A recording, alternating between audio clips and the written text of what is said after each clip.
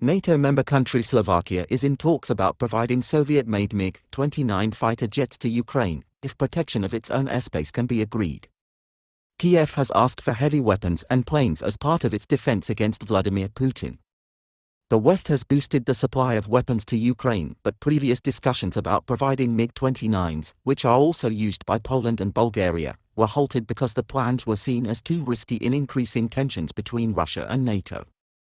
Slovakia, which neighbors Ukraine, operates a dozen MiG-29 planes and has already given Kiev its Soviet-designed S-300 air defense system. Bratislava is expecting the first deliveries of US-made F-16 jets in 2024, from a batch of 18 it agreed to buy in 2018. On Monday, Slovakia's Prime Minister Eduard Heger was asked about allies helping to secure airspace and the possibility of giving MiG-29s to Ukraine. He responded, "After how the Russian Federation has behaved now, Soviet-made equipment is becoming very risky. Therefore your question is in place and comes into consideration." Mr. Heger told Politico last week his government has been asked to provide Ukraine with the MiG-29 fighter aircraft as well as Slovak-made Zuzana self-propelled howitzers. He said Slovakia is in a very intensive discussion with its allies about who would protect the country's airspace. Mr. Heger added, "After that, we can consider speaking about this equipment in regard with Ukraine as well." Russia said on Monday it had used cruise missiles to destroy S-300 anti-aircraft missile systems supplied to Ukraine by an unidentified European country. The Russian Defense Ministry said Moscow launched Kalibr cruise missiles on Sunday against 4 S-300 launchers concealed in a hangar on the outskirts of the Ukrainian city of Dnipro.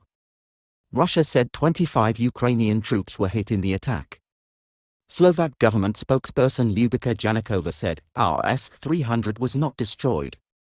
Meanwhile, Russian President Vladimir Putin said on Tuesday that Moscow's military operation in Ukraine would undoubtedly achieve what he described as its noble objectives.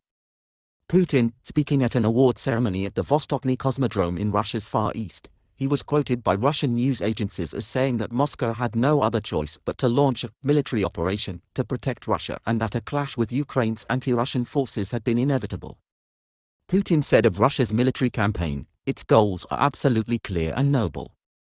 The Russian leader added that the main aim of Moscow's military intervention in Ukraine was to save people in the eastern Donbass region where Russian-backed separatists have been fighting Ukrainian forces since 2014. He said, "On the one hand, we are helping and saving people, and on the other, we are simply taking measures to ensure the security of Russia itself. It's clear that we didn't have a choice. It was the right decision." It comes as Ukraine's Deputy Defense Minister Hanna Maliar said on Tuesday that Kiev is checking unverified information Russia may have used chemical weapons during the siege of Mariupol. Ms. Maliar said, "There is a theory that these could be phosphorus munitions."